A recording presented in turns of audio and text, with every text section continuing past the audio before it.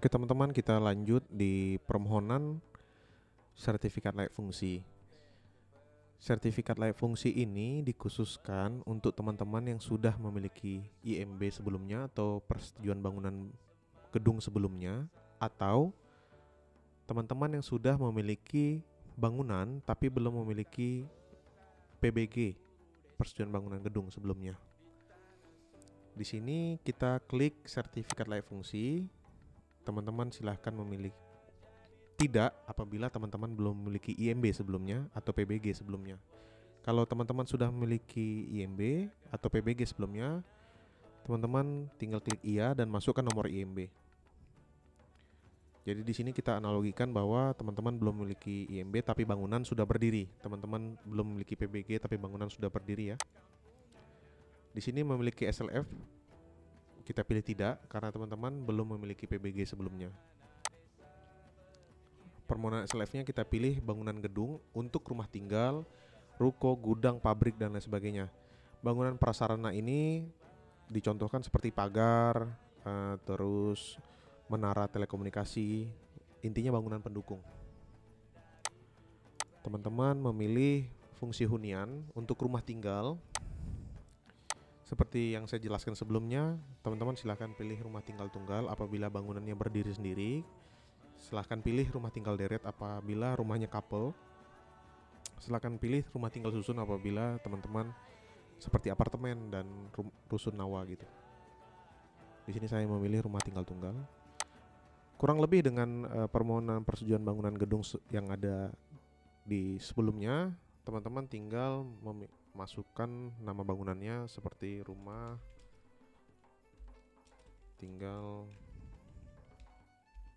1 unit 1 lantai. Ini kita contohkan 1 unit 1 lantai ya. Luas bangunannya sama seperti sebelumnya, kita analogikan bahwa kalau bangunannya tipe 36 atau tipe 54, kita pilih 36 meter persegi. Silakan pilih jumlah lantainya, tinggi bangunannya, luas bangunan basementnya, kalau tidak ada kita pilih 0. Kita pilih simpan. Ini sama seperti sebelumnya. Pilih perorangan apabila teman-teman perorangan, pilih badan usaha apabila permohonan teman-teman adalah berbadan hukum. Pilih simpan. Pilih alamatnya, alamat bangunan ya, alamat bangunan bukan alamat KTP. Kabupaten Kuburaya, pilih Sungai Raya. Lokasi bangunan gedungnya pilih sesuai dengan alamat domisili bangunan.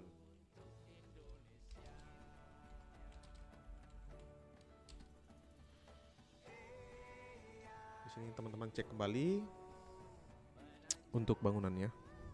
Silakan pilih lanjut. Teman-teman pilih data tanah sama seperti sebelumnya, seperti yang saya jelaskan di PBG. Masukkan nomor sertifikat tanahnya, masukkan tanggal penerbitan sertifikatnya, masukkan luasan bangunannya, masukkan jenis sertifikat tanahnya, ada hak milik, hak pakai, hak pengelolaan, hak bangunan, hak guna, atau hak wakaf. Untuk informasi, di Kabupaten Kuburaya belum melayani persetujuan bangunan gedung atau sertifikat layak fungsi yang status tanahnya masih SKT atau SPT. Jadi wajib sudah memiliki sertifikat tanah yang dikeluarkan oleh ATR BPN, Badan Pertanahan Nasional. Silakan milih nama pemilik sesuai dengan di sertifikat. Pilih data sertifikat tanah teman-teman. Untuk informasi, data sertifikat tanah ini harus digabung dengan PBB atau pajak bumi bangunan tahun terakhir atau tahun berjalan. Jadi misalnya saat ini tahun 2022, PBB-nya harus tahun 2022. Nanti teman-teman combine atau gabungkan sertifikatnya menjadi satu file dengan PBB-nya. Jadi satu file PDF. Izin pemanfaatan dari pemegang hak atas tanahnya sama seperti di video sebelumnya yang saya jelaskan. Apabila teman-teman berbeda sertifikat tanah dengan nama pemohon di PBG-nya, silakan pilih ya dan masukkan surat kuasa pengatasnamaan PBG-nya. Masukkan nomornya, masukkan namanya, dan upload suratnya.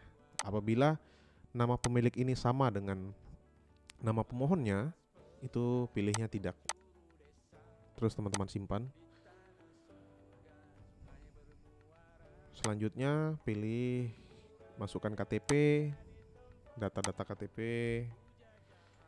terus informasi KRK seperti yang saya jelaskan di video sebelumnya, bahwa KRK itu didapatkan dari aplikasi Si Cantik. Teman-teman silahkan melihat video tutorial tentang permohonan Si Cantik di YouTube DPM PTSP Kabupaten Kuburaya. Nah, untuk syarat-syarat lainnya ini nomor 3 sampai nomor 10. Nomor 3 ini untuk sama seperti di data tanah tadi.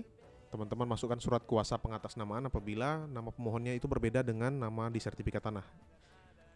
Tapi apabila nama pemohonnya itu si A dan nama sertifikatnya itu si A, silahkan dikosongkan saja.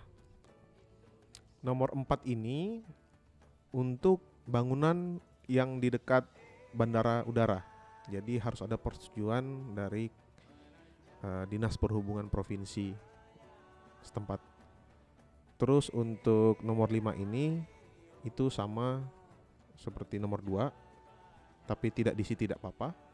Dan nomor 6 ini apabila bangunan saudara itu bukan rumah tinggal tunggal, yang dimana bangunan yang memerlukan dokumen lingkungan. Dokumen lingkungan itu ada SPPL, ada UKL-UPL, ada AMDAL, sesuai dengan kriteria bangunan yang saudara ajukan. Saya contohkan misalnya bangunan saudara adalah gudang, maka di bawah 5.000 meter persegi luasan bangunannya, teman-teman cukup menggunakan dokumen lingkungan SPPL. Di atas 5.000 meter persegi itu harus UKL-UPL sampai 10.000, di atas 10.000 harus AMDAL, begitu dan seterusnya. Nomor 7, surat kerukunan umat beragama. Itu apabila teman-teman mengajukan permohonan rumah ibadah seperti masjid, gereja, vihara, pura, dan lain sebagainya. Dan nomor 8 itu silakan dikosongkan. Ini untuk bangunan yang sudah memiliki sertifikat layak fungsi.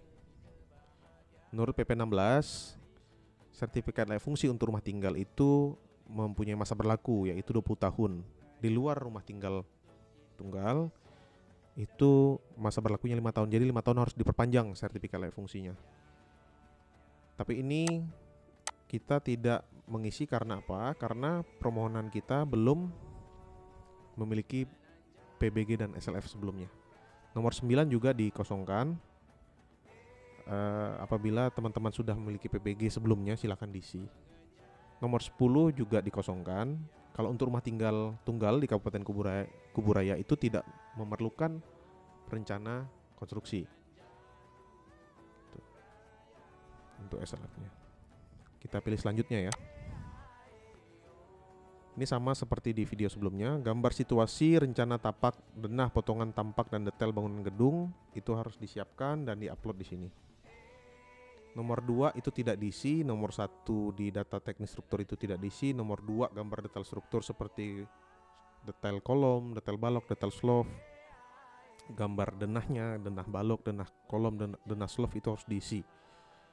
Jadi di Kabupaten Kuburaya data teknis arsitektur itu yang diisi nomor 1, data teknis struktur itu yang diisi nomor 2. Setelah diisi kita pilih selanjutnya. Ini gambar terbangun gedung terbangun as-built drawing. Ini teman-teman bisa mengisikan foto bangunan atau gambar terbaru dari bangunan teman-teman. Itu. Setelah itu pilih selanjutnya dan pastikan bahwa permohonan teman-teman sudah betul dan teman-teman sudah yakin atas permohonannya. Karena apa? Karena jika sudah dicentang dan disimpan, ini tidak akan bisa dirubah. Begitu. Saya ingin jelaskan sedikit untuk bangunan yang bukan rumah tinggal, khusus bangunan yang sudah berdiri tapi bukan rumah tinggal seperti ruko, gudang, pabrik dan lain sebagainya, tapi belum memiliki PBG sebelumnya, itu harus dilengkapi dengan laporan pemeriksaan kelayakan fungsi bangunan gedung, yang dimana laporan pemeriksaan kelayakan fungsi bangunan gedung ini harus dibuat oleh pihak ketiga, yang dimana teman-teman harus menyewa tenaga konsultan, tenaga keteknik sipilan untuk menilai bangunan teman-teman dari sisi struktur, dari sisi mechanical engineering, plumbing, itu harus dinilai. Setelah itu mereka akan membuat laporan, dan laporan itu ditandatangani oleh mereka, dan mereka membuat surat pernyataan bahwa mereka yakin bahwa bangunan teman-teman ini layak fungsi. Nah, setelah itu teman-teman silakan upload. Itu khusus untuk bangunan yang bukan rumah tinggal, berarti di luar rumah tinggal, seperti ruko, gudang, pabrik, dan lain-lain. Dan di sini apabila bangunannya bukan rumah tinggal, itu silahkan diisi data tenaga ahli pengkaji teknis bersertifikat seperti SKA ahli bangunan gedung, SKA perencana pondasi, SKA arsitektur, itu harus diisi. Jadi teman-teman apabila menyewa pihak ketiga, pastikan mereka sudah memiliki data tenaga berlisensi. Ini khusus yang bukan rumah tinggal. Kalau rumah tinggal tidak perlu nomor 1, tidak perlu nomor 2, tidak perlu nomor 4, nomor 5, dan nomor 6. Hanya nomor 3 saja. Kalau yang bangunan bukan rumah tinggal, itu wajib nomor 1, nomor 3, nomor 5, dan nomor 6. Begitu teman-teman ya. Kita akan lanjut untuk bangunan, persetujuan bangunan gedung yang dimana bukan untuk rumah tinggal. Kita pilih beranda, kita pilih tambah, kita pilih persetujuan bangunan gedung. Di sini saya contohkan untuk bangunan perumahan. Silakan pilih bangunan gedung kolektif. Jadi para developer, para pengembang perumahan, silakan pilih bangunan gedung kolektif. Masukkan nama bangunannya, misalnya contoh perumahan tipe 36. Masukkan tipenya, masukkan jumlah unitnya, masukkan luasan bangunannya, masukkan tingginya, masukkan lantainya, jumlah lantainya. Setelah itu pilih simpan. Pilih badan usaha. Biasanya developer itu memiliki badan hukum, entah itu berbentuk CV atau PT. Masukkan NIB, nomor NIB-nya silahkan dimasukkan. Silakan masukkan nama badan usahanya.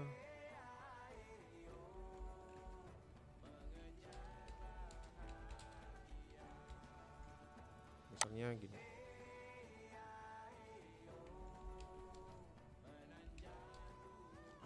Nama pemohonnya misalnya Fulan, atas nama PT Maju Jaya Sukses. Setelah itu pilih simpan. Pilih provinsinya, pilih kabupaten kotanya, pilih kecamatan, desa.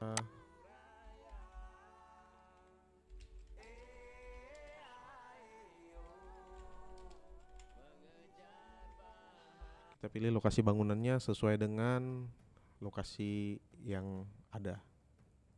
Pilih lanjut. Setelah itu teman-teman pilih tambah data. Masukkan sertifikatnya seperti biasa.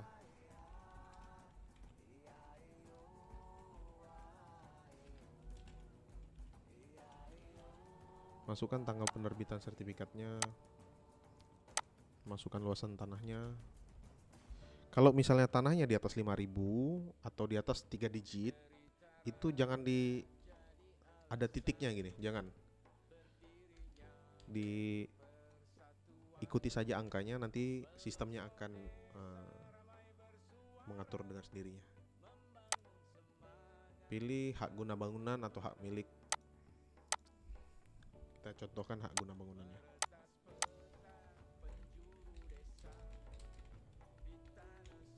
Kita pilih sertifikatnya.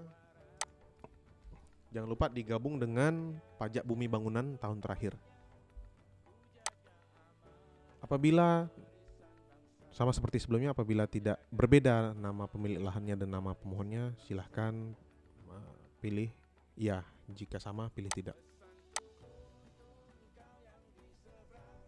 Setelah itu data nomor 1 dan nomor 2 dikosongkan saja. Silahkan masukkan KTP-nya.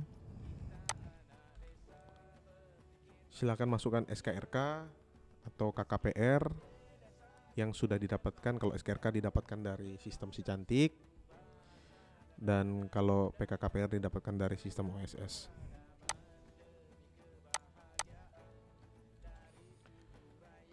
Kalau misalnya ada surat kuasa yang berbeda dari pemilik tanah dan pemilik bangunan, itu wajib dimasukkan. Poin 4 dikosongkan saja. Poin 5 ini adalah dokumen lingkungan.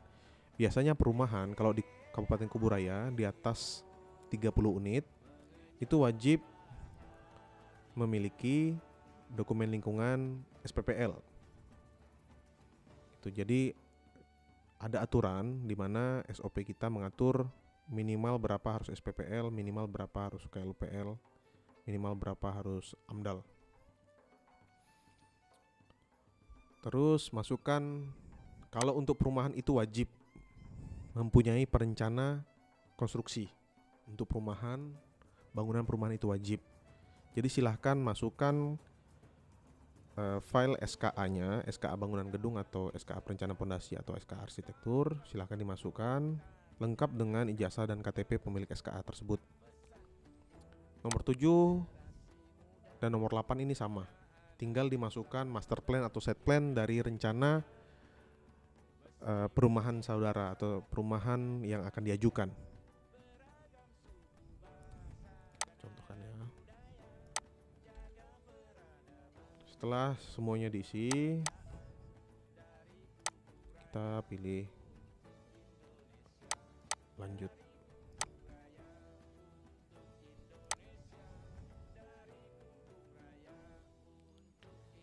Jadi untuk perumahan ini kurang lebih sama dengan video sebelumnya. Yang dimasukkan adalah poin 2, gambar situasi, rencana tapak, denah, potongan tampak dan detail bangunan gedung. Ini harus dimasukkan semua data ini dengan data teknis strukturnya, gambar detail struktur seperti gambar detail slope, pondasi, dan kolom. Setelah diisi, pilih selanjutnya. Dari 14 item ini di Kabupaten Kuburaya hanya mensyaratkan nomor 3 saja, gambar rencana teknis sistem jaringan listrik yang terdiri dari gambar sumber, jaringan, pencahayaan umum, dan pencahayaan khusus. Jadi gambar denah jaringan listriknya dimasukkan, di mana MCB-nya, di mana stud untuk menghidupkan lampunya, di mana titik-titik lampunya itu silahkan dimasukkan. Dan sistem SIMBG hanya menerima file berformat PDF.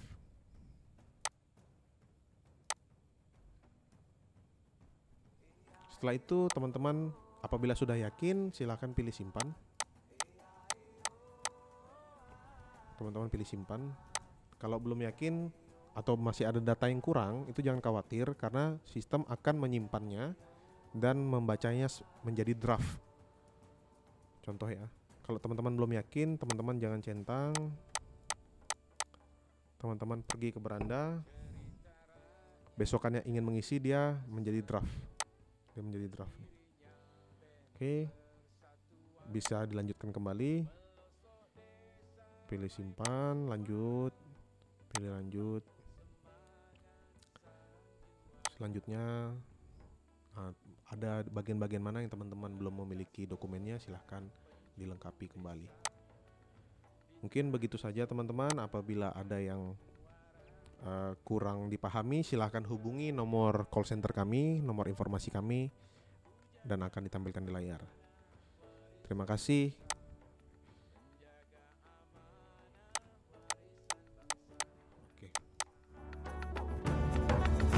Pesanku untuk kau yang di seberang, kita orang kampung tapi jangan kampungan. Pesan untuk generasi muda,